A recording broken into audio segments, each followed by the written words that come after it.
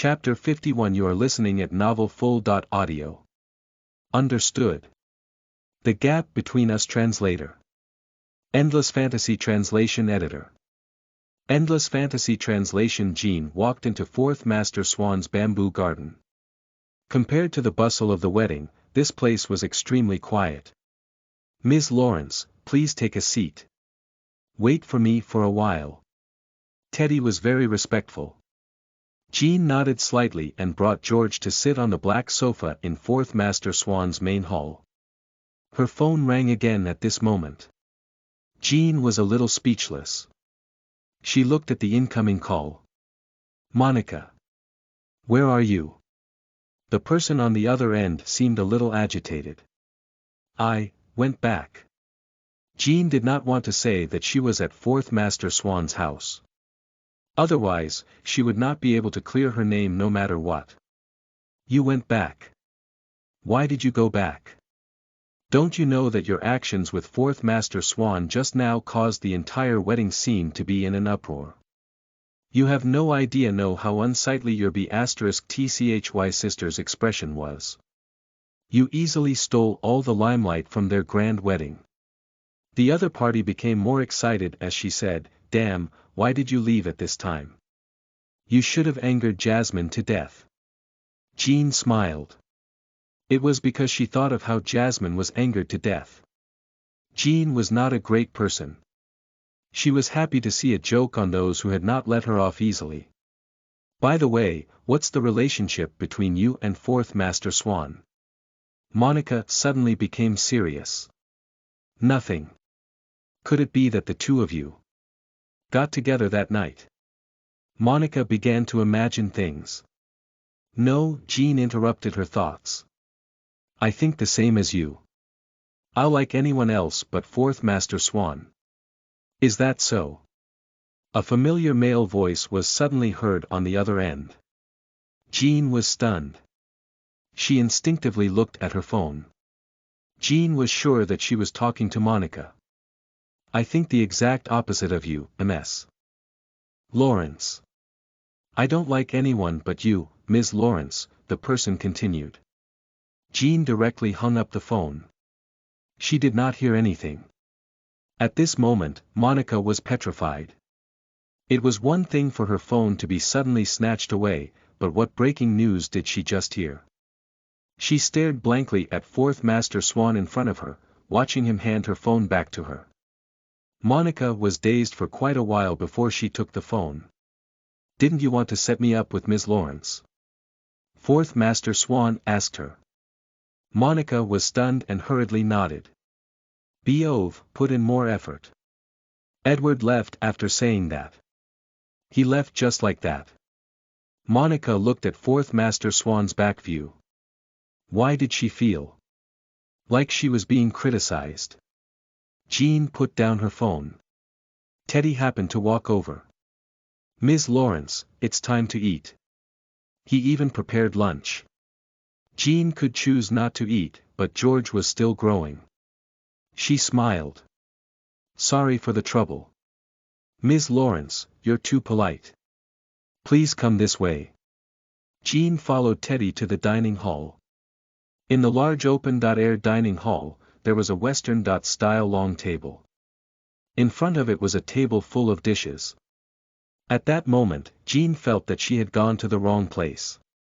Teddy had stepped forward and pulled out the dining chair for her like a gentleman. Jean sat and said, "Thank you." Teddy smiled and stood respectfully at the side. At the huge dining table, there were only Jean and George. No matter how one looked at it, it felt a little too grand. She said, "Mr. Doolittle, why don't you sit and eat with us? Ms. Lawrence, you don't have to be so polite." It was obvious that Teddy declined the offer. Jean pursed her lips. In someone else's territory, guests should follow the host. Jean gestured for George to use his knife and fork. There was too much food in front of them. Jean and George simply could not eat them all. Jean could not help but say, "George and I can't eat so much. I prepared more because I don't know what you like, Ms. Lawrence." I'm not picky with food. Okay, I'll keep it in mind. Teddy took out a small notebook from somewhere and wrote as he said, Ms. Lawrence wants to eat everything. Isn't his understanding a little off? Jean thought, does little Master Lawrence dislike anything? Teddy asked again. I don't eat carrots, George took the initiative to answer. Little Master Lawrence doesn't eat carrots. Teddy quickly wrote it in the notebook and muttered, my master doesn't like them either. I don't eat chocolate as well, George added, I'm allergic to chocolate. My master is allergic to chocolate too. Teddy looked very surprised. George frowned and seemed to be a little unhappy. Do you not like spring onions too? Teddy asked. George nodded honestly. You're just like my master. Teddy sighed. Who wants to be like your master? George retorted.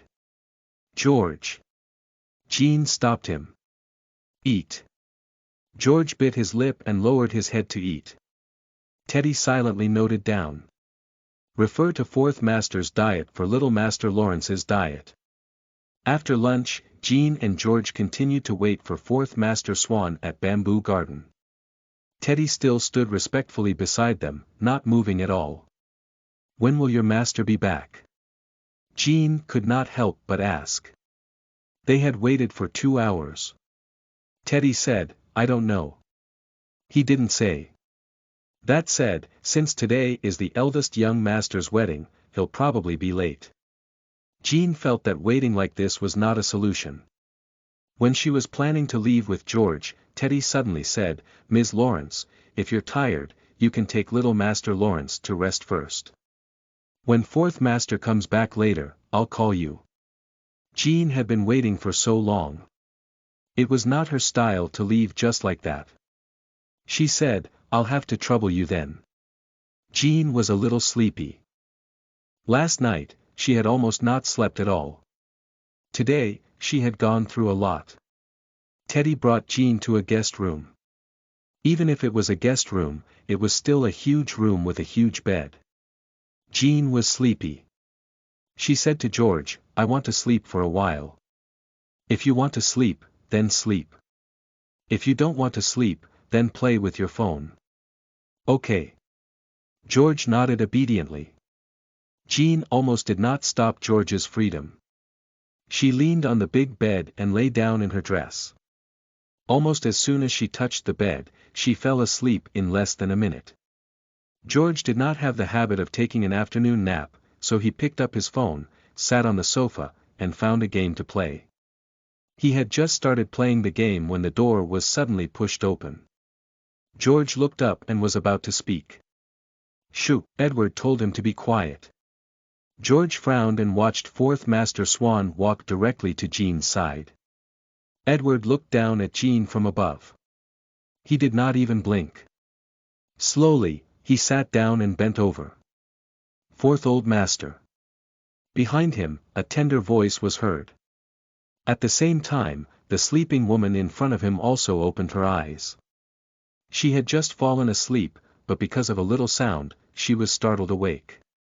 The moment she woke up, she did not look sleepy at all. Her eyes were clear and bright, and her gaze was sharp. Fourth Old Master, Jean called out to Edward, and even her voice was clear and crisp. What have you experienced in the past 7 years? Fourth Master Swan's expression did not change, and his thin lips opened slightly. Jean frowned. You changed so much, Fourth Master Swan said. Jean sat up from the bed. She smiled. I just understood a lot. What did you understand? I understood. Jean enunciated each word, the gap between us. Chapter 52. You are listening at NovelFull.audio. I acted on a whim 7 years ago. Translator. Endless Fantasy Translation Editor. Endless Fantasy Translation. There was some stiffness in the space. Edward said seriously, what can I do to shorten the gap between us so that you feel that I'm worthy of you, Ms. Lawrence? Was there a problem with what I expressed? Jean thought. Tell me, and I'll change. Edward had a sincere look on his face. I'm saying that I'm not worthy of you. Ms. Lawrence, you're impeccable to me. Fourth Master Swan, let's not beat around the bush. Jean could not outlast this master, so she said, 7 years ago, I admitted that I slept with you on a whim. 7 years later, I hope that you won't hold a grudge against me. Let's forget each other. Edward did not reply. At that moment, he just looked at Jean. He looked straight at her. It made her whole body go numb. After a long time, he asked, on a whim. Yes, Jean responded, Fourth Master, you clearly know why I looked for you back then. Now that I think about it, I do think it was absurd. Since it was absurd, we should let it drift away with the wind. Absurd. Now, I've gotten over Eden. Regardless of whether it's you or Eden, I treat you normally. Fourth Master, please let it go. To you, I'm the same as Eden.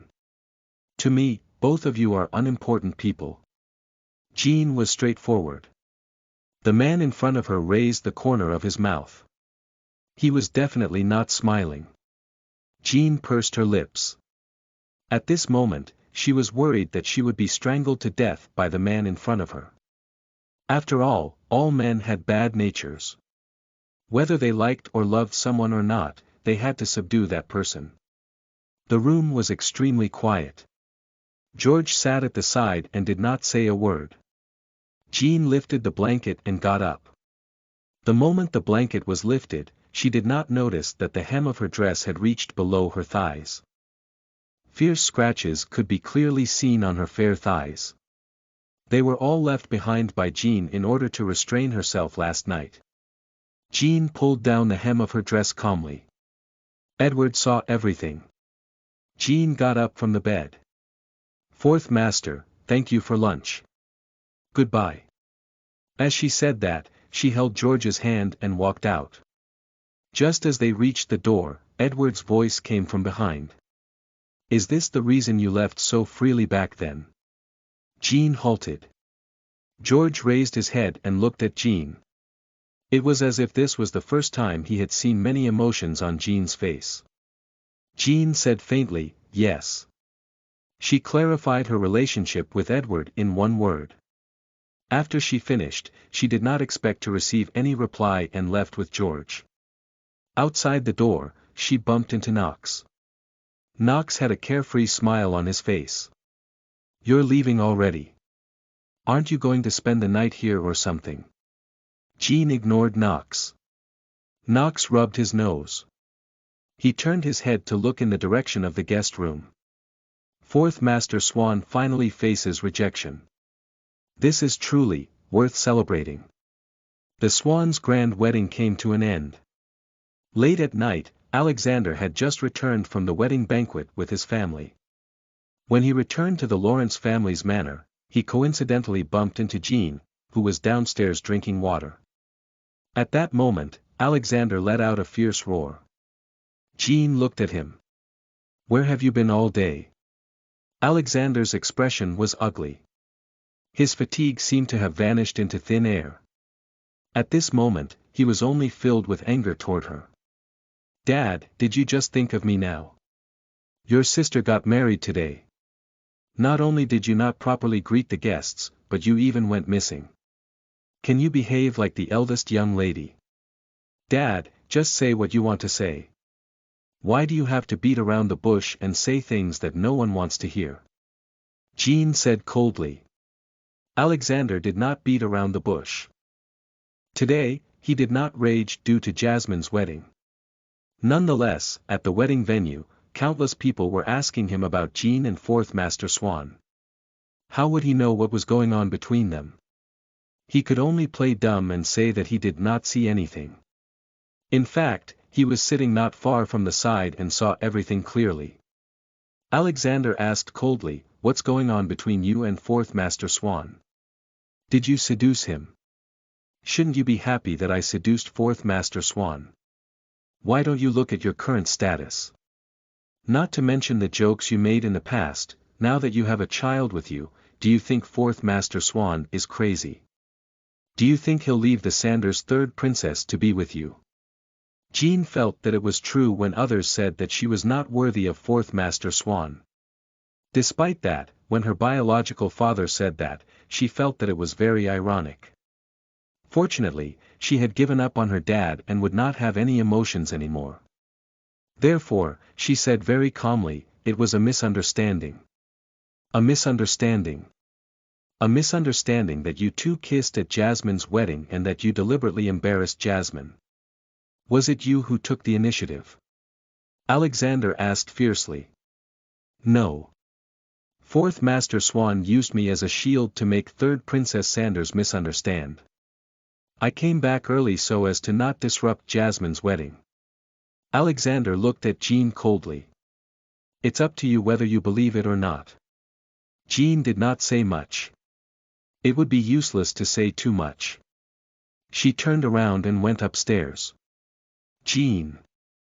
Alexander's expression was ugly. You better behave yourself. You won't have a good life now. Don't try to climb to a high status. I'll give you another piece of advice. Now that the Sanders' third princess has taken a liking to fourth Master Swan, from the Swan's standpoint, she'd definitely be eager to have a marriage agreement with the Sanders. The Swans will become relatives of the imperial family and will have an even more prominent status. Don't bring shame upon yourself, and don't bring me trouble. Whether it's the Swans or the Sanders, I can't afford to offend them. Don't let your sister lose all her face right after she's married to Eden. Jean sneered. Alexander probably did not understand the situation.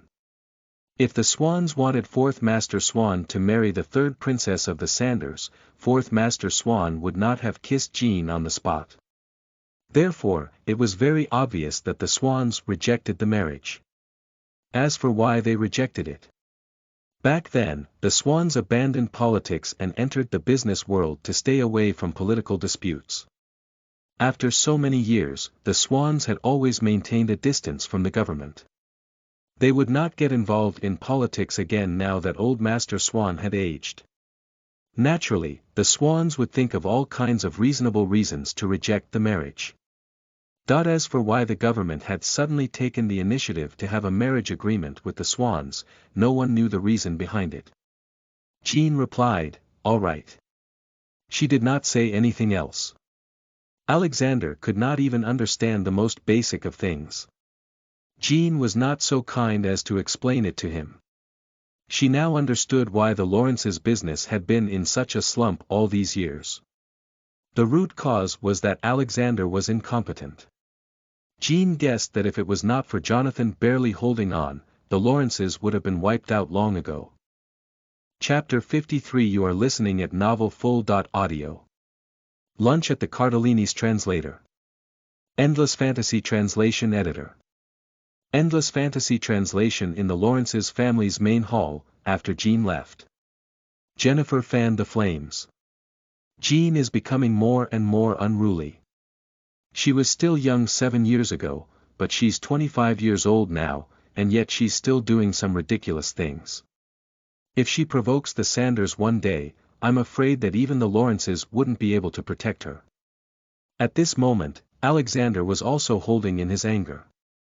This time, when Jean returned, she did not hold back her anger at him. When Old Master asked Jean to come back, I didn't agree to it at first. I knew that she wasn't someone to be trifled with. Enough. Alexander said sternly. Alex, don't blame me for being too talkative. Jennifer looked as if she meant good. I'm also doing this for the Lawrences. I feel that Jean came back this time to take revenge on us. Alexander's expression turned cold. Jennifer deliberately said again, it would have been better if she hadn't come back. If I can make her come back, I can make her get lost. Alexander said fiercely, she can't behave atrociously in my territory. Jennifer smiled coldly and did not say anything more. She just needed to light the beacon fire and enjoy the fruits of her labor. The next day, Jean slowly got up. George had gotten up early and was playing with his computer in the room. Jean lazily went to the bathroom and sat on the toilet bowl, ready to read the news. The name Monica suddenly flashed on her screen. Jean picked it up. Monica. Are you up? Yes. Have you seen the news? Not yet. Don't you have the habit of reading the news? The other party seemed to be displeased with her. Miss, I was about to read the news. Jean was helpless. What's the breaking news? The wedding yesterday.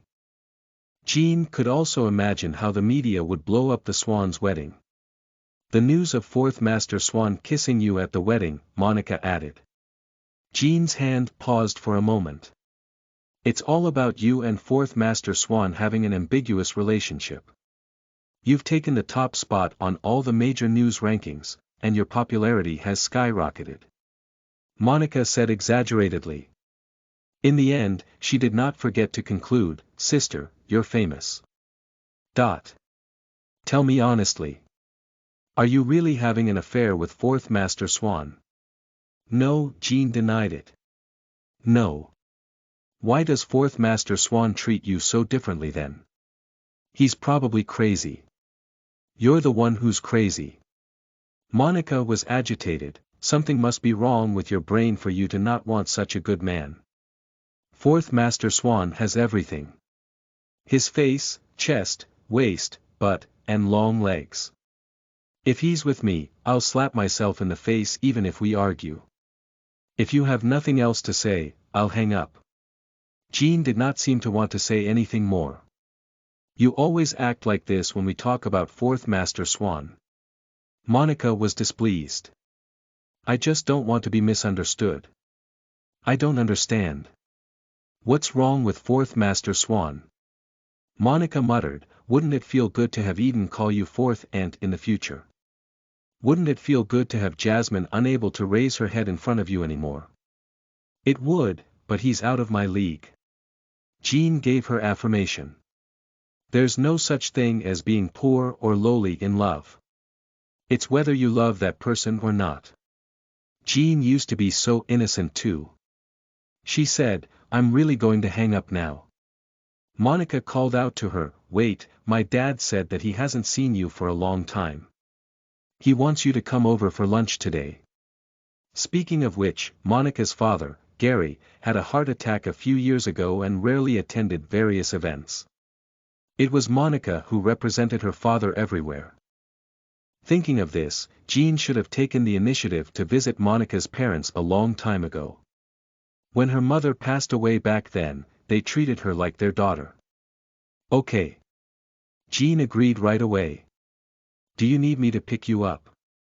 No, I'll take a taxi. Hey, let me help you buy a car.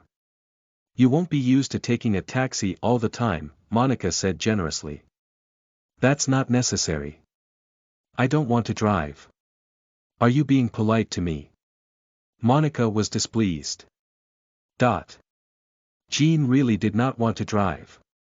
You're penniless now. Why can't I, your best sister, help you out a little? Monica was indignant. Jean was not penniless. In fact, she had quite a lot of money. Let's not talk about it anymore. I'll go buy you a car now and drive it over. Wait for me. As soon as Monica finished, she hung up. Jean sometimes admired Monica's ferocity. She felt like Monica could never run out of energy no matter how hard she tried. Soon, Jean got up from the toilet, washed up, and walked out of the bathroom. She said to George, clean up.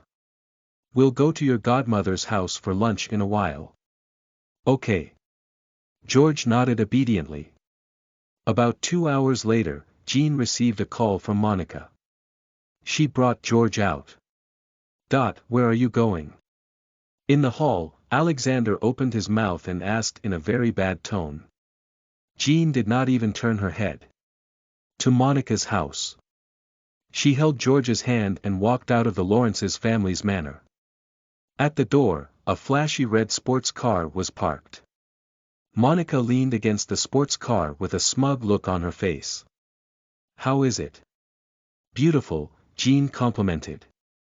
I knew you'd like it. Come, let's try it out. Monica handed the keys to Jean and opened the car door herself. She sat in the front passenger seat. George sat obediently in the back seat. Jean sat in the driver's seat. "Don't be afraid, I'll watch you from the side," Monica said kindly. Jean could not help but laugh. She thought that Monica should look into what a super driver's license was. With that, Jean gently stepped on the accelerator and drove out. Along the way, Monica was very enthusiastic with her guidance. Jean also listened quietly.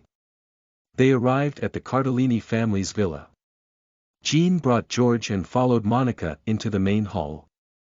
As soon as they entered, the smile on Jean's face froze. This was because she saw Fourth Master Swan. She saw him sitting on the sofa in the main hall with a dignified appearance. Beside him was Finn. Jean turned her head to look at Monica. Monica's eyes flickered. She admitted that she was the one who called Fourth Master Swan. Yes, she wanted to set them up. "Jeannie, you're here." At this moment, a gentle female voice sounded in the hall. Jean looked at the person in front of her and quickly smiled. "Auntie. Why didn't you come to visit me when you're back? Have you forgotten about me?" Monica's mother, Ruby, said somewhat angrily. "No, I was just a little busy." "That's just your excuse." "Auntie, it was my fault," Jean admitted her mistake. Ruby was not really angry. She hugged Jean, and at that moment, she noticed George. She squatted down. "Call Grandma," Jean hurriedly said. "Hello, Grandma," George called out obediently and even bowed politely. "Are you George? Come and let me take a look at you." Ruby pulled George to her with a face full of affection. George did not reject Ruby's approach. Ruby sized him up for a long time and asked, "Why are you short-sighted already? Can it be corrected?" "I think so," Jean answered half-heartedly and immediately changed the topic. "I heard from Monica that you made my favorite pork ribs. I haven't cooked them yet, but I'm about to do so. I'll do it with you." The two of them chatted and laughed as they went to the kitchen. Monica expressed that she was very hurt. Every time Jean came to her house, she had the feeling that Jean was her parents' biological daughter instead. Was I adopted? Chapter 54. You are listening at novelfull.audio. "Ms. Lawrence, I've taken a fancy to you." Translator. Endless Fantasy Translation Editor. Endless Fantasy Translation in the Cardellini family's villa. During lunch, Knox had also rushed over to freeload. A bunch of people were gathered around the table, chatting and laughing. "Jeannie, who's the child's father?" Ruby asked as she took care of George. Jean was stunned. At this moment, everyone's gaze seemed to be on her. This included Edward. Before Jean could speak, Monica said, "A pig." "What?" Ruby looked at her daughter. She always said something irrelevant as if she had never grown up. Jeannie said that her son's father is a pig, which is also the reason behind George's name, Monica explained seriously. Knox burst into laughter. He had been jolly ever since Ms. Lawrence returned. Edward glanced at Knox coldly. Knox sat up straight and continued to eat. "Child, what nonsense are you spouting?" Ruby knocked on Monica's head. "How can it be a pig? Which pig could give birth to such a cute George?" Knox glanced at Edward. He thought to himself, this one next to me. Jean said, "George's father is no longer alive." "I see." Ruby's heart ached a little, but because the topic was sensitive, she did not ask any further. Knox laughed even more cheerfully at the side. "Edward is not only a pig but also a slaughtered one." "What are you laughing at?" Monica sat opposite Knox and was a little speechless. "Are you happy that Jeannie's husband is dead? Do you fancy her? Ms. Cardellini, you can eat whatever you want, but you can't say whatever you want." Knox looked serious. I don't dare to have any improper thoughts toward Miss Lawrence. He would not dare to do so no matter how bold he was. Monica, Gary suddenly said, what happened to your family planning? Monica's face turned red. Dad, why are you talking about this at the table? You're not young anymore. Look at Jeannie's child. Jeannie gave birth at the age of 19 and played with fire at the age of 18. If I wanted to do something at the age of 18, you'd probably break my legs. Now, you're asking me to have a child. I refuse. Are you trying to anger me to death? Gary scolded. If I wanted to anger you to death, I would have divorced Finn. Monica.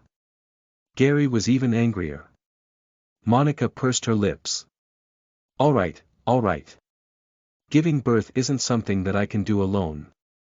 Can I give birth just because I want to? It also depends on whether someone can do it or not. Then, everyone looked at Finn. Finn was eating quietly. You can't do it. Knox asked. Finn swallowed his food and wiped her mouth. He said respectfully to Gary, Dad, I'll consider it with Monica. Monica rolled her eyes. The most vicious person was Finn. Now that your mother and I are still healthy, we can spend more time with the child if you give birth to one earlier. Gary was much gentler to Finn. Okay. Finn agreed. Monica was speechless. He only knows how to act in front of my parents. She turned to Edward and asked, Fourth Master, why did you kiss Jeannie at the wedding yesterday? Cough. Jean drank a mouthful of soup and almost choked to death. Monica was always so unexpected. What? Ruby was very surprised. Jean quickly wiped her mouth and said, Auntie, your chicken soup is really delicious. It has the medicinal fragrance of ginseng and astragalus. It's delicious and sweet. If you like it, come more often. I'll make it for you. After receiving the praise, Ruby said with a smile on her face. Okay. Why did you interrupt me? Monica looked unhappy. Jean glared at Monica. Edward suddenly said, because I wanted to. It was because he wanted to. Could this man be any more straightforward? Everyone looked at Edward at the same time. He did not change his expression. I'm working hard to pursue Miss Lawrence. What? Ruby was shocked. Gary, who was next to her, was also shocked. On the contrary, Knox and Finn looked calm as if they had known this for a long time. Fourth Master, I helped you at the wedding. It's fine if you don't thank me, but I hope you won't make things difficult and burden me. Is liking you a burden to you? Is liking someone a casual thing to you? Have you ever heard of me liking someone else, Miss Lawrence? Jean was stunned.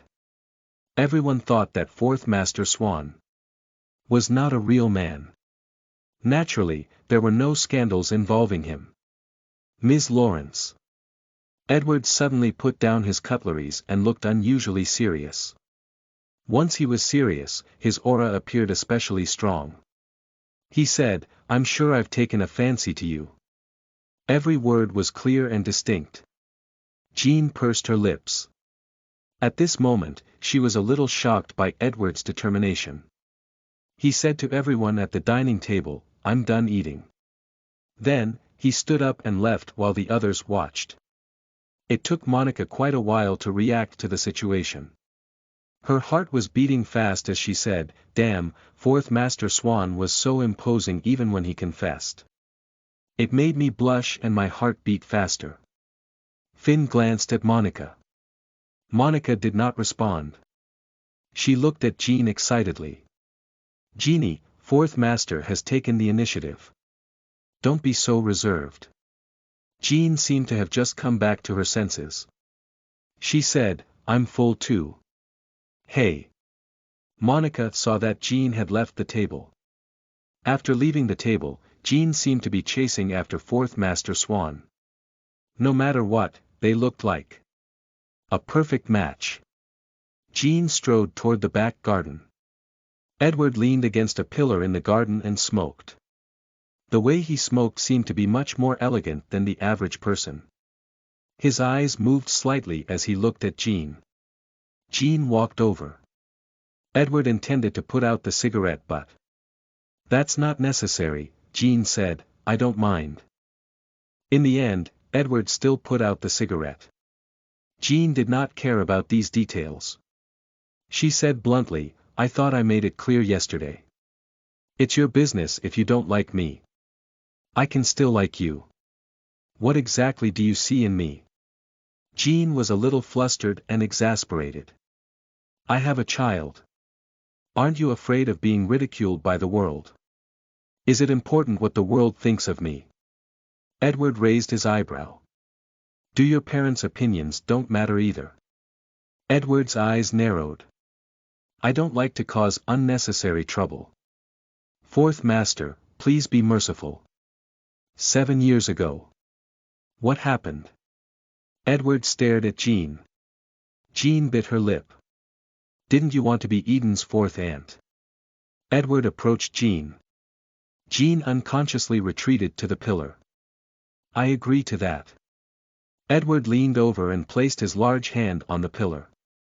His face was very close to hers.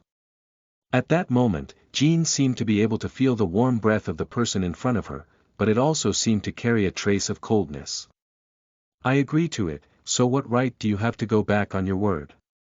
he asked her. He was questioning her. Chapter 55. You are listening at novelfull.audio. Jean and Edward reached an agreement. Translator. Endless Fantasy Translation Editor. Endless Fantasy Translation. I agree to it, so what right do you have to go back on your word? Edward questioned. Jean pursed her lips. 7 years ago. 7 years ago. Jean looked at Edward. "I told you that I did it on a whim. Now that I've calmed down, I don't want to think about it anymore." "Is sex such a child's play?" Edward asked her. "If not." Jean smiled, seemingly unconcerned.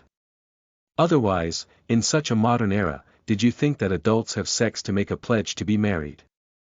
Edward's face was dark. Jean pursed her lips. She did not want to provoke him. Jean had pretended not to know him and that the night 7 years ago did not happen. What else did Edward want? She felt that what she wanted to express at this moment had been clearly expressed. Jean slowly squatted down and left under Fourth Master Swan's arm. She had just taken a few steps when. "So, I was supposed to sleep with you for free 7 years ago." Suddenly, Fourth Master Swan's voice came from behind her. Jean gritted her teeth. In any case, they had slept with each other. Why was it that he was not letting the matter go? She turned around and asked, "Are you asking me to pay you then?" Edward looked at her. "If you're too expensive, can I do it in installments?" Jean raised her eyebrow. She looked at the man in front of her with a provocative look. The man suddenly smiled. Edward asked, "Since you're so sincere, Ms. Lawrence, how about we discuss a deal?" Jean frowned. She had a feeling that Fourth Master Swan was up to no good. "Since you know very well why I kissed you at Eden's wedding yesterday, you also know that I was indeed rejecting the Sanders' third princess. I've never liked to get involved with women. If you can make the third princess of the Sanders stop thinking about me, then everything that happened between us will be written off." Damn it, this insidious man. Jean was a nobody, and yet Edward was asking her to go against the Sanders princess. Was he not pushing her to the brink of death? "What do you think?" Edward asked. "I only slept with you once. Is there a need for you to do this?" Jean suppressed her anger. "You can still choose to date me." Edward was straightforward. "Damn it. If I date him, it'll mean that he's giving up on Melody. In the end, I'll be an eyesore to Melody," Jean thought. The man was cunning. "You can think about it. Give me an answer tomorrow. It's not too late." Edward appeared to be very generous. "Is there no other choice?" No, Edward's words were concise. Okay. Jean agreed immediately. I'll help you make Melody stop thinking about you. After that, there'll be nothing between us anymore. Deal. Jean did not say anything more and turned around to leave. She returned to the living room, and at that moment, the others had left the table. Knox saw that Jean had returned and said jokingly, "You're back already. Fourth Master Swan is too fast." Jean glanced at Knox and walked directly to Ruby, who was preparing some fruits after dinner in the kitchen. "Auntie, I'll go back first." "You're leaving so soon. Didn't you just come?" Ruby was reluctant for her to leave. "I have something to do." "Did Fourth Master Swan embarrass you just now?" Ruby asked in a low voice. "He gave me a shock too. Fourth Master Swan came to our house a few times when you were abroad, and it was also because of Monica and Finn. As rumored, he has always been cold and silent. Today, he suddenly confessed to you at the dinner table. I was surprised." "Auntie, don't think too much. He has a motive." "What motive?" Ruby asked. "He seems quite sincere. In short, it's impossible between him and me. You should also tell Uncle not to let the news about me and Fourth Master Swan today spread." "Don't worry. Am I a gossipy person? I know some things shouldn't be said." Ruby nodded. "I know you're the best," Jean said sincerely. Monica's parents were not old. They were not even 50 years old, and they were very open-minded. When Jean was in high school and got together with Eden, the first elder she informed was Ruby. At that time, Ruby had taught her a lot. She basically said that it was okay to fall in love, but Jean must protect herself. When it came to Eden, Jean had indeed protected herself very well, but she had lost her virginity to another man. Jean did not want to think about it anymore. "Auntie, I'll be leaving first. Come over more often when you're free." "Okay." Jean left the kitchen and walked toward the sofa in the hall. She held George's hand and said, "I still have some things to do, so I'll take George and leave first." "Fourth Master Swan hasn't left yet, so how can you leave?" Monica called out to her. Jean ignored Monica. The person who always betrayed her best friend was none other than Monica. Monica watched helplessly as Jean left. She turned her head and saw Fourth Master Swan enter from the back garden as well. He said to Knox, "Let's go." "All right." In front of Fourth Master Swan, Knox was as docile as a little sheep. If Fourth Master Swan did not show that he liked Jeannie, Monica would suspect that the two of them were gay. "Fourth Master Swan," Gary suddenly called out to Edward. Edward stopped in his tracks. Gary walked toward him. "Let's talk in private." Edward gave Knox a look, indicating that he should wait. He and Gary walked to the side. Gary did not beat around the bush. "Will your father agree to you liking Jeannie?" "This is my own matter." "I suggest you tell your father about it," Gary said bluntly. Edward did not say anything.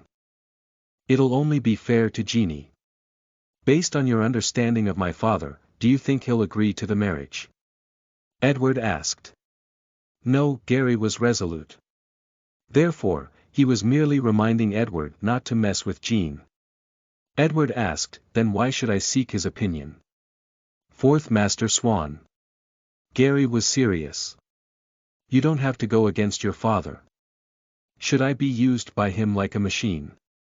Gary was stunned.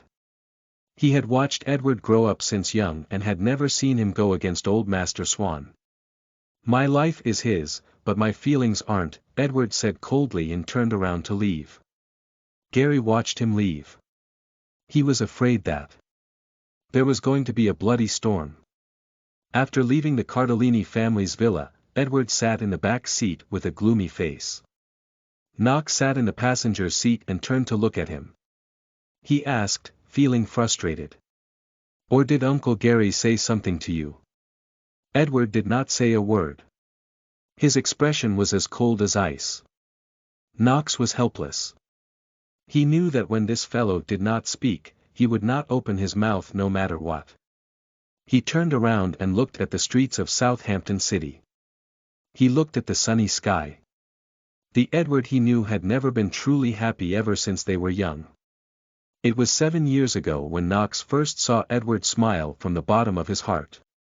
Edward got up from the bed with Jean and said to Knox, "Once she's awake, help me boil a bowl of brown sugar water for her." That day, Knox was supposed to accompany Edward to go out, but Edward asked him to stay to take care of Jean. The price Knox had to pay for staying was that Edward came back covered in blood. By the time Edward returned, Jean had left. She left Southampton City. Chapter 56. You are listening at novelfull.audio. Stay away from Fourth Master Swan. Translator. Endless Fantasy Translation Editor. Endless Fantasy Translation. Jean brought George back to the Lawrence family's home.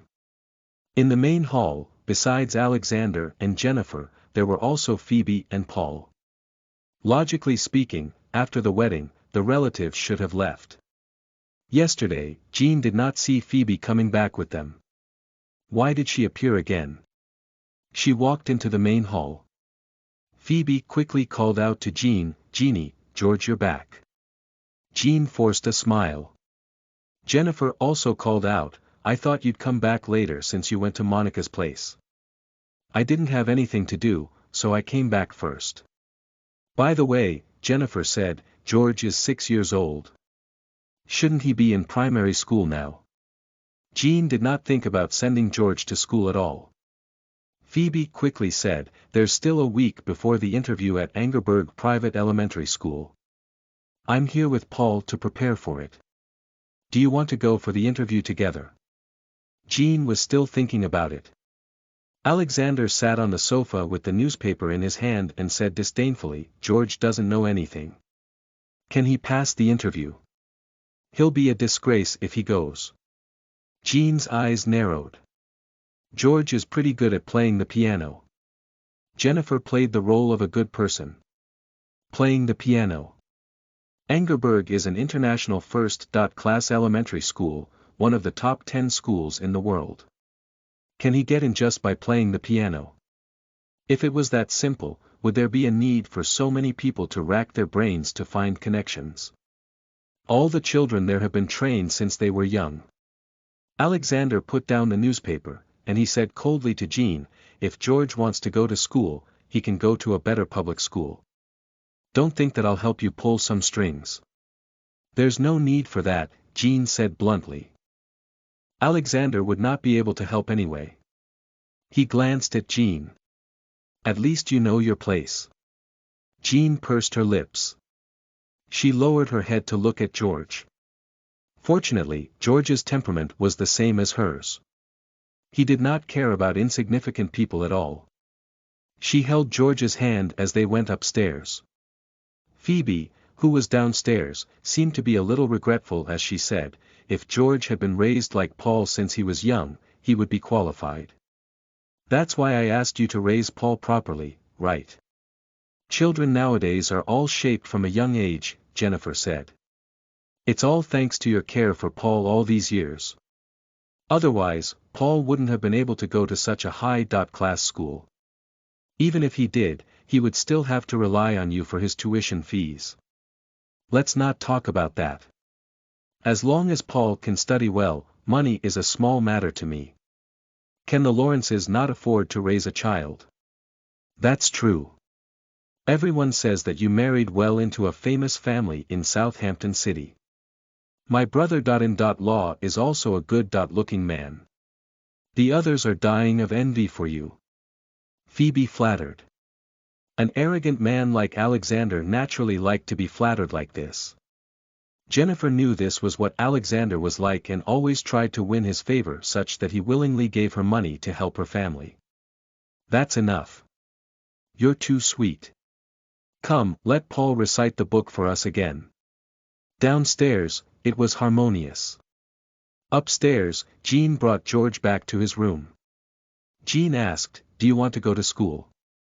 "No, it'd be weird if you don't go to school," Jean advised him. George frowned. Go to school and kill time, okay. You want me to go to Angerberg? Jean smiled. Smart. Do I have to go? George was reluctant. If you don't go, we'll attract gossip. I don't want to deal with it. Besides. Jean's eyes narrowed. It'll feel good to slap some people in their faces. Seeing that Jean was in high spirits, George nodded. All right. You're so obedient. Jean rubbed George's little head. Every time George was praised, he would easily blush. Jean loved her son's shy look. She thought that if a little girl liked George at school, it would be fun. Mom, what are you thinking about? George was confused by Jean's sudden smile. Nothing. Jean came back to her senses. I'm going to see what I need to prepare for the interview at Angerberg. As she spoke, she took out her phone and appeared very active. Jean sat on the sofa and looked at the interview guide seriously. Her phone suddenly rang. Jean glanced at it and picked up the call. Did you miss me? No, Jean was speechless. How many times does he want to ask? You're heartless. Let's get down to business. Is Fourth Master Swan pursuing you? The person's tone instantly became serious. Jean knew Kingsley wanted to talk about this. She stood up from the sofa and walked to the balcony. It was not that she did not want George to hear it, but there were some unimportant matters she did not need George to worry about. She replied, yes. Didn't I ask you not to provoke him? Do you think I provoked him? Keep a distance from him. I'm afraid that won't do. What? I've reached an agreement with Fourth Master Swan. Jean leaned against the guardrail and looked at the backyard of the Lawrences. She said nonchalantly, Fourth Master Swan asked me to break the love and longing of the Sanders' third princess for him. You want to go against Harkin's imperial family. Did you take the wrong medicine? Jean rolled her eyes. Do you think I want to? I just want to get rid of my relationship with Fourth Master Swan. You actually dared to agree to anything. That's why I need your help. If you need my help, why did you wait for me to call you? Help me find out if Melody simply likes Fourth Master Swan and wants to be together with him, or if the imperial family wants Melody to marry Fourth Master Swan. Jean did not beat around the bush and went straight to the point. Is there a difference? What do you think? Jean asked. The former provoked Melody, while the latter would affect Harkin. Jean had to know who her enemy was, right? I'll call you when I have news. The person on the other end of the call was cold. Okay. I'll remind you again. Stay away from Fourth Master Swan. Got it. Jean hung up the phone impatiently. She looked ahead. Jean did not ask Kingsley why he kept telling her not to get close to Fourth Master Swan, but since he kept emphasizing it, it must not be a small matter. Chapter 57. You are listening at NovelFull.audio. Something is wrong with Fourth Master Swan. Translator. Endless Fantasy Translation Editor. Endless Fantasy Translation. Jean registered George at the Angerberg Private Elementary School. These days, Paul had been under intensive training at home. A teacher was specially hired to teach him how to ace the interview. As for George, no one cared. On this day, Jasmine came back. It was the first time she came back after her honeymoon after the marriage. Eden did not accompany her. After Eden returned, he immediately went to work at a listed company under the Swans and could not find the time. It was also said that after Eden got married, the Swans held him in high regard and seemed to be interested in grooming him to become the successor of the Swans. Of course, that was what Jasmine said. Jean brought George downstairs to drink some water. George was holding a book in his hand. Jean poured a glass of water and passed by the hall. She was ready to go to the back garden for a walk to get some fresh air. I don't know what's wrong with Fourth Master these past 2 days. He has been boiling chicken soup for us, Jasmine suddenly said. Jean choked on her water. Cough, cough. Jasmine turned to look at Jean and did not say anything. She said to Jennifer and Phoebe. The chicken soup tasted disgusting. Everyone in the house wanted to throw up. Is that so? Jennifer smiled and said, you used to say that fourth master is a god-like figure. Now that you're living together, you must have realized that he's just an ordinary person. Not really. Fourth master's aura is still very strong. I don't dare to talk to him. Say, is fourth master making soup for you in hopes that you and Eden will have children soon? Phoebe immediately complimented, I also heard that fourth master Swan seems to have some problems in that aspect. Who knows? Jasmine seemed to be a little proud. That said, your speculation isn't unreasonable, Auntie. If fourth master was healthy, he wouldn't have fallen for someone. As Jasmine said that, he glanced at Jean who was walking toward the back garden. Jennifer sneered. That day, Jean admitted that the fourth master Swan only kissed her because he wanted to reject the marriage with the third princess of the Sanders. Have you heard that from the Swans? I've heard about it. The Swans don't want a marriage agreement with the Sanders. Jasmine nodded. Why? Wouldn't it be better for the Swans to climb up to the imperial family? I'm not too sure either. Eden said that if it's an important matter of the Swans, other than fourth master Swan and old master Swan, no one else has the right to speak nor get involved. Hence, no one knows the exact reason for this matter. All they know is that the Swans are determined not to have a marriage agreement with the Sanders. Could it be fourth master Swan's health problem? Once he marries the princess, if his health isn't good enough, wouldn't he be ruining the princess's life? I reckon that the Swans wouldn't be able to explain. Jennifer speculated. Fourth master Swan's health condition is truly a mystery. No one in the Swans dares to talk about it. I've also asked Eden, but he can't explain it clearly. Anyway, in the Swans, fourth master Swan's position is particularly high. Not to mention Eden as a junior, even Eden's father has to be a little humble to fourth master Swan. Then you have to perform well in front of fourth master Swan in the future, Jennifer reminded. The most important thing is to not let Jean marry fourth master Swan. Let me know if anything happens. I'll think of a way to stop it. No matter what, we mustn't let Jean marry fourth master. Otherwise, we won't have a good life. I know. Jasmine nodded heavily. I don't think Jean has the ability to marry fourth master Swan. Phoebe interrupted at the right time with a look of disdain. She has an illegitimate child. That's all she has. Besides, she is so unambitious toward her son. I just saw George reading a children's book. To be honest, as an ordinary person, I don't even care about the mother and son, let alone fourth master Swan. Jean only relies on being the daughter of the Lawrences. Otherwise, she'd be trash on the streets. It's not that I'm boasting, but George just isn't as smart and capable as my son. Is Paul going to interview for a first-class elementary school? Jasmine asked. Yes, tomorrow, Phoebe said, everything is ready. Good luck. Jasmine touched Paul, who was sitting obediently next to her. You must step on George hard. Yes, Sister Jasmine. Paul was very confident. I heard that Quentin, the youngest son of third Uncle Swan, is going for the interview tomorrow too, Jasmine said. That child was educated very well by the Swans. I'm afraid that when he grows up, he'll compete with Eden. You're thinking too far ahead. That child is only a few years old, whereas Eden is already working at the Swans Enterprise and has the advantage. Jennifer was much more magnanimous. That's true. Jasmine smiled. She also felt that she was thinking too much. With Eden's ability, in the years that Quentin had grown up, he had grasped the Swans tightly in his hands. How could there still be anything left for Quentin?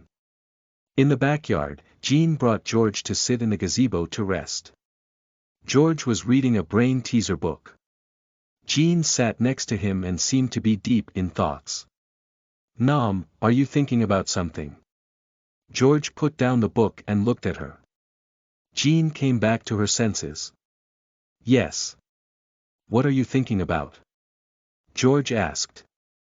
"I'm thinking about the matter of Fourth Master Swan making chicken soup." Jean answered, "I'm thinking about how to get Fourth Master Swan to stay away from me." "Mom, do you really hate Fourth Master Swan?" George asked. "I just don't like him." "Me too." George was straightforward. "I always feel that he'll snatch you away." Jean was stunned. George said, "Will he?" No, Jean was certain. "That's good. Are you afraid that I'll be snatched away?" "Yes." George nodded honestly. "After all, my dad is dead. If you leave as well, I'll become an orphan. I heard that orphans are very miserable." "Silly." Jean rubbed George's head. Even if she left, she would bring George along. Besides, she would not leave. She had never thought of being with anyone else in her life. Especially Fourth Master Swan. Chapter 58. You are listening at novelfull.audio. George's interview for elementary school translator. Endless Fantasy Translation Editor. Endless Fantasy Translation. The next morning, Jean changed George into a slightly formal suit and brought him out. At the same time, Phoebe and her husband, Jeremy, brought Paul out. Jennifer personally arranged for them to sit in a black car of the Lawrences. Jean brought George and sat in the red sports car that Monica gave her. The car drove very slowly on the highway. George sat in the back seat and looked out of the window in a daze. Jean looked at George through the rearview mirror. "Do you need me to cheer you up?" George turned around. "For example, make your heart beat a little." Jean smiled, deliberately trying to liven up the atmosphere. She knew George was absent-minded not because he was worried that he would not pass the interview, but because he just did not want to go to school. Jean suddenly stepped on the accelerator. George suddenly grabbed the handrail beside him. A red sports car was speeding through the streets at lightning speed. When they passed a luxurious black car, Knox, who was sitting in the front passenger seat, suddenly looked at the red light that flashed past him. He could not help but shout, F***ck, that was awesome. Edward glanced at him from the back seat. 12 points will be deducted. He's no fun. Jean made a perfect drift. The car stopped at the entrance of Angerberg Private Elementary School, then Jean slowly drove into the school parking lot. There were many cars, and the line was very long. Jean parked the car after a long time. The moment she opened the car door and got out, she directly bumped into Fourth Master Swan, who did not need to wait in line. She was slightly stunned. Knox, who was standing next to Fourth Master Swan, could not help but laugh. He finally understood why Fourth Master Swan had called him here so early in the morning. For a moment, Knox thought that Fourth Master Swan had a change of heart and had personally brought his nephew here for his interview. It turned out that that was not his true intention. Knox took the initiative to greet Jean. "Ms. Lawrence, good driving skills." Jean smiled faintly. "But did you know that according to the traffic laws of Harkin, the maximum penalty for speeding is 12 points? Knox said on purpose. Edward said bluntly, "I've never heard of that law." Fourth Master, does your face hurt? Jean said, "I was afraid of being late, so I drove a little faster." How was that a little faster? George was about to vomit. Jean said, "We'll be late. I'll go in first." Then, she held George's hand and left. Edward just watched her leave. He lowered his head and looked at Quentin. "Follow me." The 6-year-old Quentin expressed that he was very confused. "Did I do something wrong? Why did Fourth Uncle come and torture me like this?" At the interview venue of the Angerberg Private Elementary School. In a huge waiting hall, everyone sat in the seats arranged in advance and waited. The hall was originally very quiet until a surprised voice was heard. "George, why are you here?" It was Phoebe's voice. Jean looked up and saw Phoebe walking past her while holding Paul's hand as if she was looking for a seat. She responded indifferently, "George is also here for the interview." "Can he pass the interview?" Phoebe blurted disdainfully. "We'll know after he tries." Phoebe still wanted to say something, but a staff member who was maintaining order said, "Please find your seat and sit down. Keep quiet." As such, Phoebe endured it and sat in her seat with Jeremy and Paul. After sitting down, she could not help but send a text message. "Sis, do you know who I saw here? I saw Jean bringing George for an interview. I'm not afraid of having another person to compete with. I'm just afraid that the Lawrences will be laughed at. Putting aside George's abilities, just the fact that he's an illegitimate child will make him fail the interview. Who doesn't know that the interview in Angerberg is not only for the children but also for their parents? What is she thinking?" Jennifer was waiting for the news at home. When she saw the message, she was very angry. What kind of trick is Jean up to? She quickly called Alexander. Alexander was also very angry. After hanging up, he called Jean. Jean looked at the call and hung up. After a while, countless voice messages were sent to her. Jean ignored them. Many more text messages were sent to her. "Jean, come back immediately. Did I let you go and embarrass yourself like this? George is an illegitimate child. How can you have the nerve to bring him for an interview? Aren't you ashamed? Bring him back." Jean immediately turned off her phone. At this moment in the hall, since Jean had brought her child here alone, she attracted the attention of countless people. The other children were with their parents, except for George. Of course, there was also Fourth Master Swan. Everyone knew Fourth Master Swan. In fact, most of the people who could come here to study were people from the upper class, so they knew that he had come to help his nephew. It was not surprising. On the other hand, Jean was different. She bringing George here alone was asking for humiliation.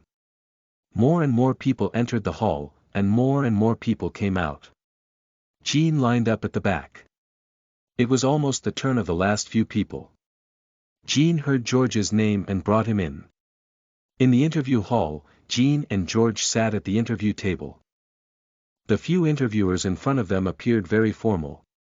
When one of the interviewers was about to speak, another female interviewer said bluntly, "I don't think there's anything worth interviewing for. We don't consider single-parent families, so there's no need to waste our time. Next." "Wait," Jean said, "the interview information for Angerberg didn't explicitly say that children from single-parent families can't come for the interview." The interviewer frowned slightly. She glanced at Jean impatiently, showing a superior attitude. "I'm the principal of Angerberg. I'm making it clear now. Are the rules of an international first-class elementary school so casual?" Jean sneered. "My son failed the interview that he had prepared for so long just because of your words. Is this the so-called, people-oriented, cultural system in your school?" The interviewer's face darkened slightly as she said coldly, "Children who grow up in single families are born with a lack of kinship compared to other children. This is incomplete for the children themselves. Angerberg is a first-class noble school. We don't accept children who have flaws. We also don't want this kind of flaw to affect the growth of other children. My son has no flaws. It's not up to you to decide. It's not up to you to decide either." Jean enunciated each word. The interviewer looked at Jean coldly. "Since you didn't make it clear before that children from single-parent families can't be interviewed, you don't have the right to reject my son's interview," Jean said again with an imposing manner. At that moment, the interviewer seemed to be stunned by Jean's imposing manner. She calmed down and said coldly, 10 minutes. Tell me all of your son's strengths. I don't want to waste too much of my time. Chapter 59. You are listening at novelfull.audio. George slaps everyone in the face. Translator. Endless Fantasy Translation Editor. Endless Fantasy Translation. In the interview hall, Jean only spent 10 minutes indeed. After that, for a long time, no one said a word. The female principal was obviously shocked and speechless.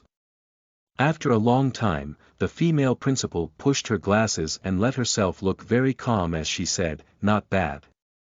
The corners of Jean's mouth lifted slightly. "Go out and wait for your notice." Jean did not say much. She held George's hand and walked out. "Wait." The female principal called out to them. Jean turned around. "Do you think you can play the role of a mother and a father by yourself?" "Of course." The female principal nodded. She was trying to find a way out for herself. Jean held George's hand and returned to the hall to wait. Phoebe looked at them with disdain. They came out after entering for a short while. They were obviously here to humiliate themselves.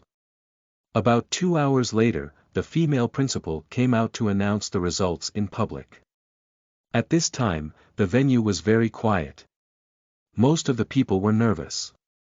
The female principal read out the name list one by one in a serious manner. Quinton Swan, Charles James, Sherry Baker.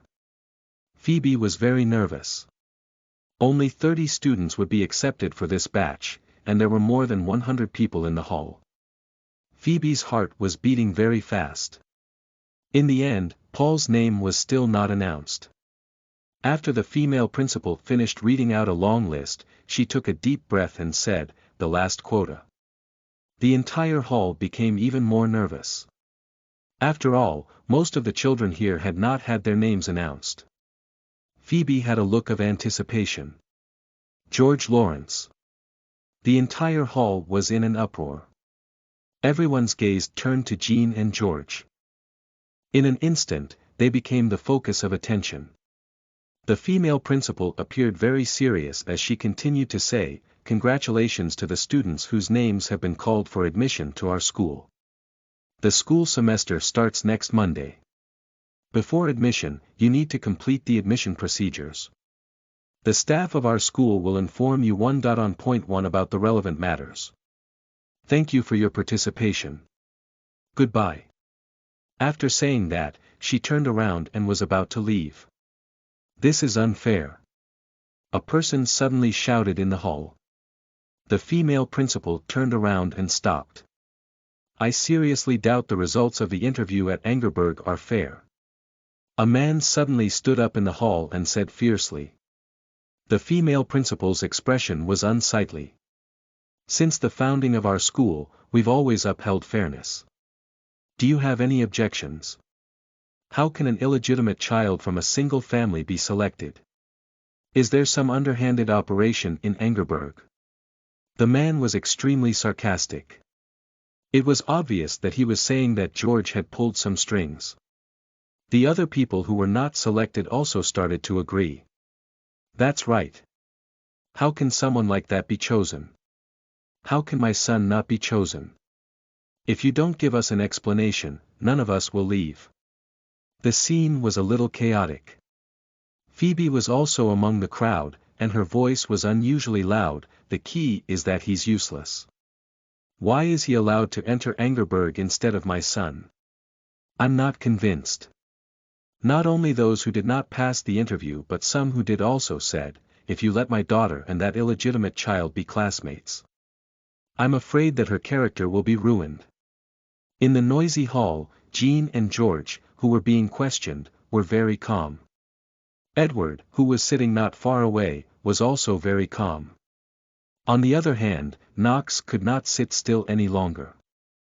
Edward's wife was being bullied, yet he was actually so indifferent. At the scene, the female principal's face darkened, and she shouted, "Silence." The entire place fell silent. Angerberg is an international first-class school. Even if the children of Harkin's imperial family enter the school, they'll be treated equally. The female principal said coldly, regarding George's admission, we've followed the proper procedures to select him.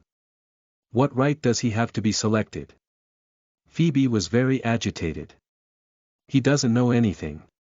What isn't my son selected when he's skilled at everything? The female principal glanced at Phoebe. Jean also glanced at her.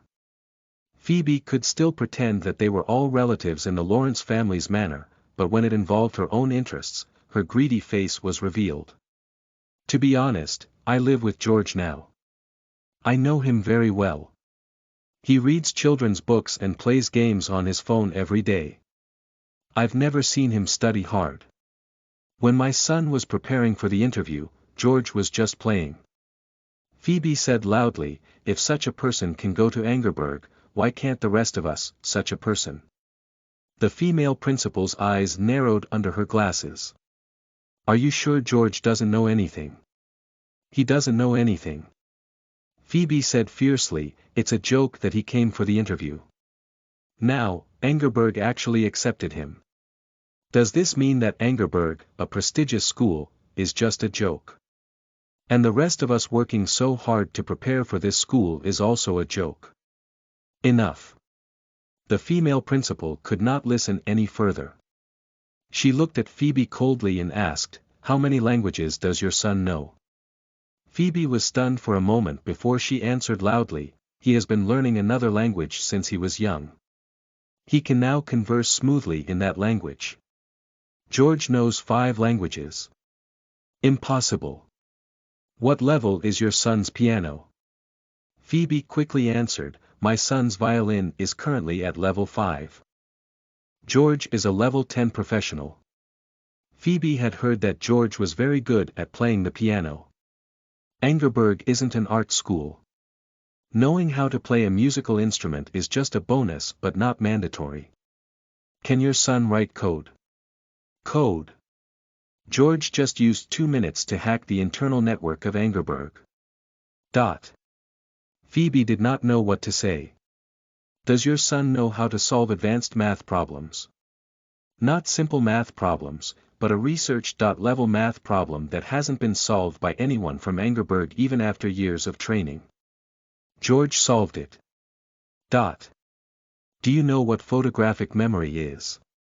The female principal looked at Phoebe coldly. Let me show you. The female principal asked her assistant to take out a few books.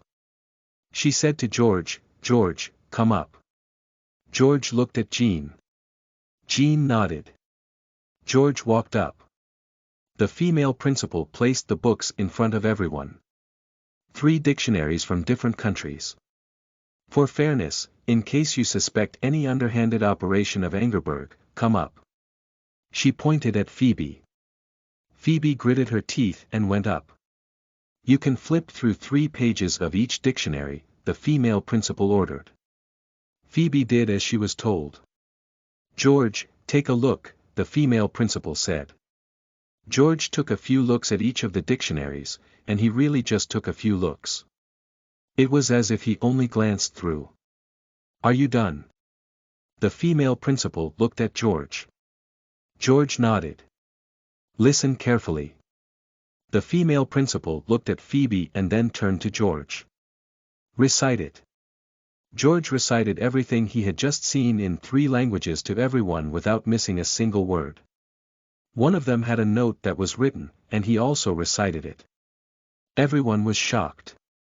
Phoebe could not believe it at that moment. By the way, does everyone know about the Mensa organization? The female principal was very calm.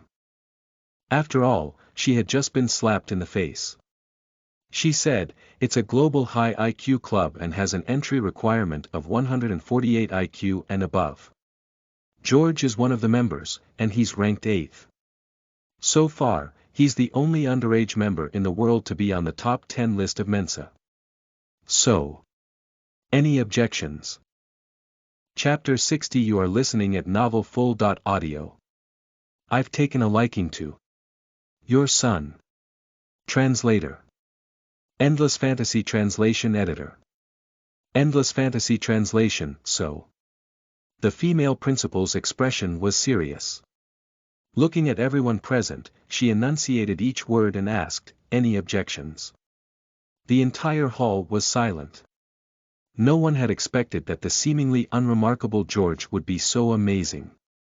They disdained George just now, but they were now stupefied.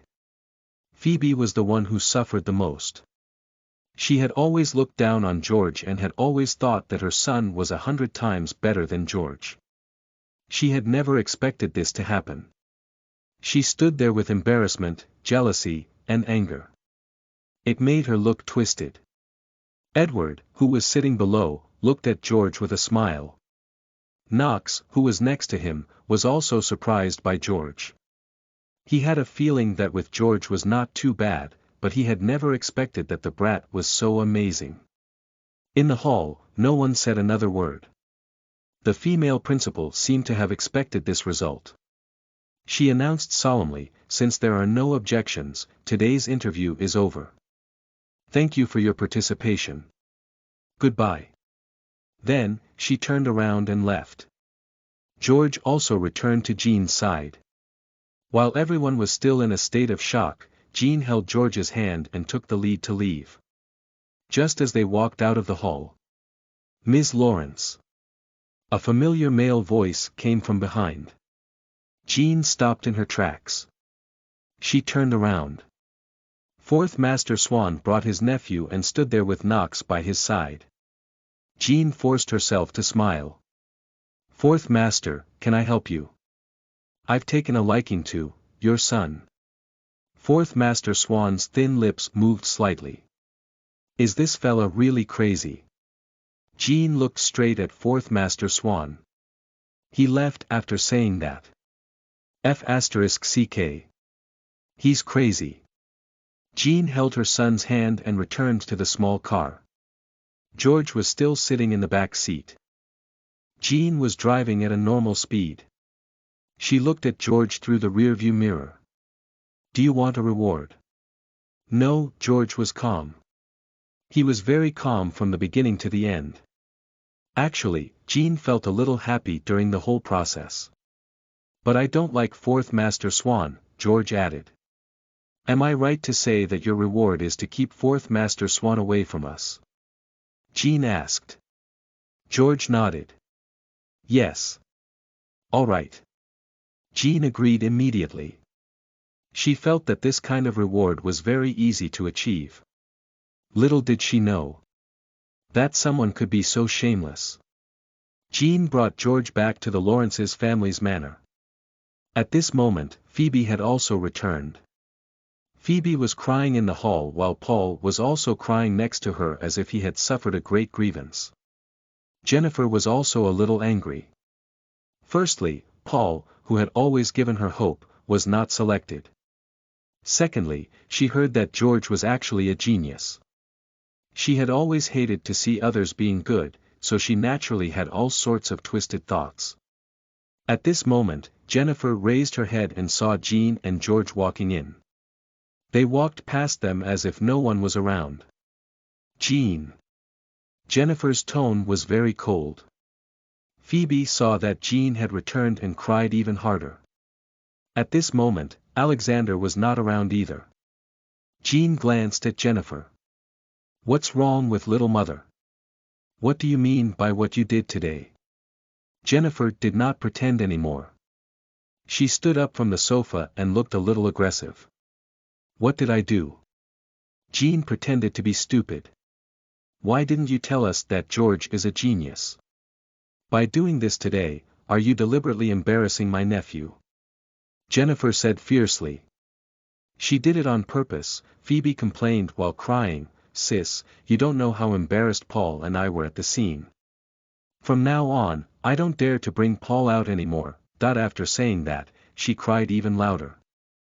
Jean was very calm. She said, "Is it hereditary for your family members to always complain first whenever something happens?" "Jean, how can you say that?" Jennifer used the topic as an excuse and said, "No matter what, she's still your elder, and I'm also your elder. Are you so disrespectful to your elders? It depends on whether you learn to respect yourself." "Jean." If you hadn't disdained George in front of everyone, would you have been slapped his face so miserably? Jean sneered. I wasn't looking down on George, I was just telling the truth. To say the least, we're still relatives. You said George was useless in front of so many people. If George was really useless, would he still be able to hold his head up high in the future? Jean questioned, at least I didn't say that Paul is useless. Although compared to George, he really didn't have any strengths. Jean, that's enough. Jennifer's voice was sharp, this is the Lawrence family's manner. We can't tolerate you being so lawless. You know this is the Lawrence family's manner. Jean mocked, as an outsider, shouldn't you have some self-awareness and shut up? You. Jennifer was furious. Jean smiled. Many wrongdoings lead to self-destruction. This saying is meant for you. Your lesson from 7 years ago wasn't enough, was it? Jennifer did not pretend anymore and asked Jean through gritted teeth. It was enough. Jean's expression turned cold. That's why I'm going to make you pay. Her last few words made people shudder. Jennifer's heart froze. Jean had turned around and lazily said, I've never felt that George is a genius, let alone that there are no geniuses in this world. There are only comparisons. After all, there are always people better than you, so there's nothing to show off about. Unlike some people who like to be arrogant. Jean. Phoebe heard the sarcasm in Jean's words and raged. Jean did not bother with them anymore. It was a waste of time. She held on to George's hand and went upstairs to her room. Phoebe was crying so hard that her heart was tearing apart. It was as if Jean had done something serious. Sister, look at Jean. She doesn't even see us as a threat. Look at her smug face. Enough. Jennifer scolded angrily. Phoebe looked at Jennifer in shock. In the end, it's your son who isn't capable enough. What's the use of crying and making a scene? Who can you blame if your son isn't capable enough? Jennifer said fiercely. Phoebe saw that Jennifer was angry, so she swallowed her anger and did not dare to say anything else. Pack your things and leave now. Sister, don't you care about your nephew anymore? Don't you care about the only son of the Fabians? Phoebe asked in a panic. Jeremy, who had not been able to say anything, was also anxious. Sister, you can't do this. It wasn't easy for the Fabians to have such a son. Can you please ask your husband to help us pull some strings? Jeremy and his wife did not know the inside story, but Jennifer knew very well that the Lawrences did not have the face to ask Angerberg to accept Paul. She said coldly, don't stay here and humiliate yourself. Go back to your hometown and find another school. I don't want to see you again. After saying this, Jennifer went upstairs as well. Sis. Jeremy and his wife never thought that they would be kicked out in the end.